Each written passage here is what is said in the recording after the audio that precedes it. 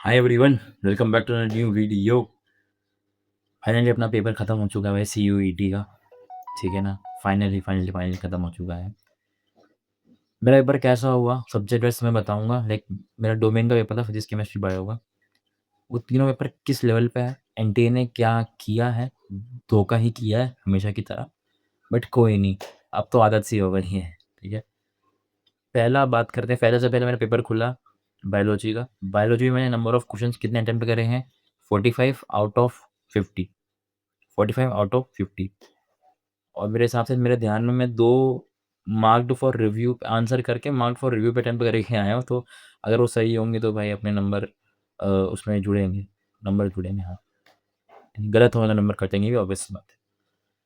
45 question अपने net में करे हैं मार्क्ड फॉर रिव्यू हटाकर। तो 45 क्वेश्चन मैंने प्रॉपर अपने अटेम्प्ट करे हैं बायोलॉजी में। बायोलॉजी का पेपर कैसा आया था पहले मैं बता देता हूँ।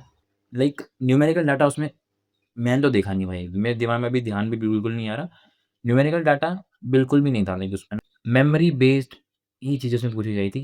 मतलब न्यूमेरिकल डाटा भी मेमोरी बेस्ड में ही आता है, बट अब फिर भी ऐसा कह सकते हो जैसे कि जिसमें कोई भी, जैसे न्यूमेरिकल अपना बनता है, एक तो वो बन गया मियोसिस माइटोसिस वाला, समझ मैं कौन सा कह रहा हूँ, चैप्टर नंबर 1 में।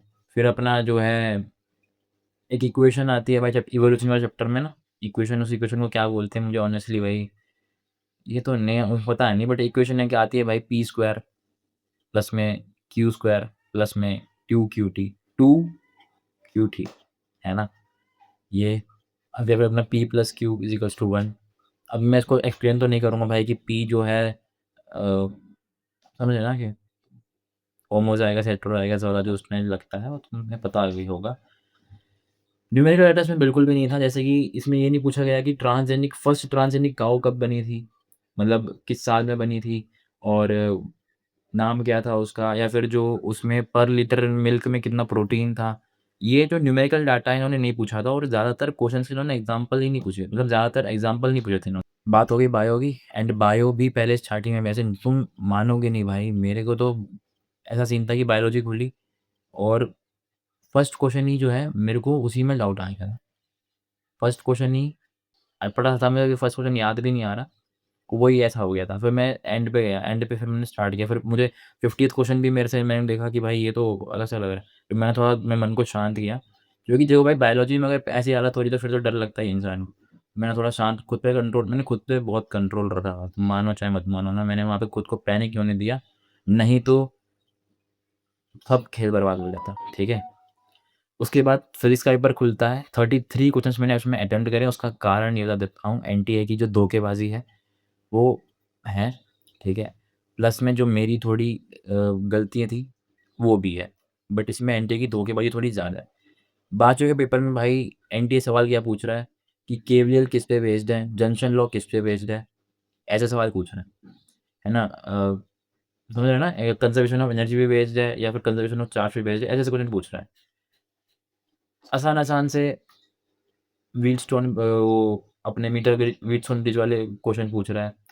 और अपना ये पूछ रहा है भाई कि फुल वेव हाफ वेव में, कि भाई अगर हाफ वेव में मैं फ्रिक्वेंसी, मतलब इनपुट जो है, फुल फुल वेव रेक्टिफायर में इनपुट का दुगना होता है भाई, मतलब आउटपुट जो है वो इनपुट का दुगना होता है। ठीक है। ऐसे ऐसे सवाल पूछ रहा है, और मेरे पेपर में जो पूछा है ना उसने, मैं तो मैं क्या ही बताऊँ। ठीक है। एनटीए ने मेरे पेपर में, मैं झूठ तो मैं बोलता नहीं भाई, न्यूमेरिकल का लेवल और थ्योरी का लेवल मतलब बैलेंस रखा था उसने। Like number of numerical, number of theory almost बराबर ही था, आप ऐसा कह सकते हो। Number of questions of theory और number of questions of numerical almost balance कर रखा था एनटीए ने। बट उसने बैलेंस कर तो रखा था, लेकिन उसने बैलेंस इस लेवल पे कर रखा था, या फिर ऐसा कह सकते हो हल्का। अब जो हुआ जितना हुआ, जो मैं अपने दिमाग पे कंट्रोल रख के, जो जो मैं लॉजिक के साथ दिमाग से सोच सोचे जितना मैं, उसमें मेरी हालत थी उतना मैं करके आ गया। 33 क्वेश्चन अपने हो गए। ठीक है, अटेम्प्ट में करके आ गया। फिर अपना आता है केमिस्ट्री। अब केमिस्ट्री में भी मैं 33 क्वेश्चन ही अटेम्प्ट करके आया हूँ, जानबूझ के नहीं किया भाई, वो हो गया मैच वैसे। ठीक है। 33 क्वेश्चन कैसे अटेम्प्ट किए, देखो भाई।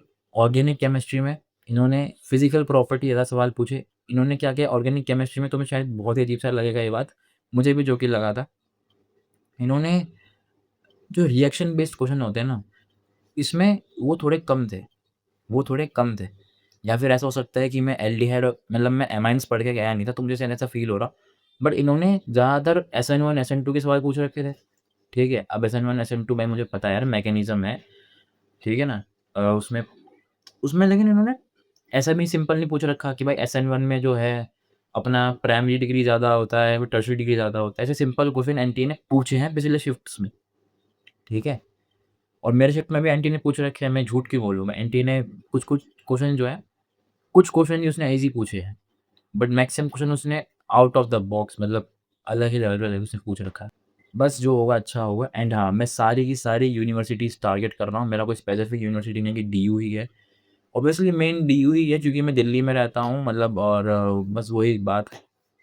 बाकी जितनी और भी मतलब दिल्ली के अंदर बहुत सारे और कॉलेजेस हैं, सभी यूनिवर्सिटी को टारगेट करेंगे बट सबसे पहला तो नंबर डीयू का ही है भाई, क्यों झूठ बोलूँ मैं, ठीक है? और हाँ, कम से कम नेगेटिव मार्किंग अगर होगी तो मुझे एक डिसेंट कॉलेज मिल जाएगा। अगर कम से कम नेगेटिव मार्किंग होती है तो, ठीक है? देखो कम से कम नेगेटिव मार्किंग भी होनी चाहिए, नॉर्मलाइज़ेशन भी मेरे का स्कोर बढ़ना चाहिए। ये 2 चीज़ मैं और मतलब मैं सोच रहा हूँ, क्योंकि मुझे लगता है कि एनटीयू ऐसा करना चाहिए। बट ठीक है, अगर वो तो एंटी है भाई, वो किसी की नहीं सुनता, वो अपनी करता है बस खाली। मैं मिलता हूँ आपसे अगली वीडियो में शायद मेबी मैं एक last video study related video बना दूँ, ठीक है? उसके बाद अपन नॉर्मल व्लॉग्स पे शिफ्ट हो जाएँगे। वो देखेंगे अपना क्या-क्या प्लान है, क्या नहीं। ये था मेरा डिटेल्ड रिव्यू मेरे सीयूटी पेपर का। और अगर तुम्हारा भी कल परसों जब भी पेपर है, तो मेरे भाई याद रख लेना, पैनिक मत करना, ठीक है ना? 1-2 सवाल तो मतलब तुम्हें स्टार्टिंग में ऐसा लगेगा भाई कि सवाल मुझसे नहीं हो रहे, बट आगे सेव फॉर नेक्स्ट करें मतलब आगे बढ़ जाना तुम। दोबारा उन सवालों पे आ जाना। जल्दी-जल्दी जो जो ईज़िली कर सकते हो पहले उन सवालों को कर देना, ठीक है? जो रह गए तो रह गए, उनको संभल कर लेना। नहीं तो तुम एक टफ सवाल लेके बैठ जाओगे और तुम बाकी सवाल नहीं कर पाओगे and this is the truth, ठीक है? मैं मिलता हूँ आपसे अगली वीडियो में। Thanks for watching. Bye bye. तो सबको तुम्हारे पेपर के लिए ऑल द बेस्ट।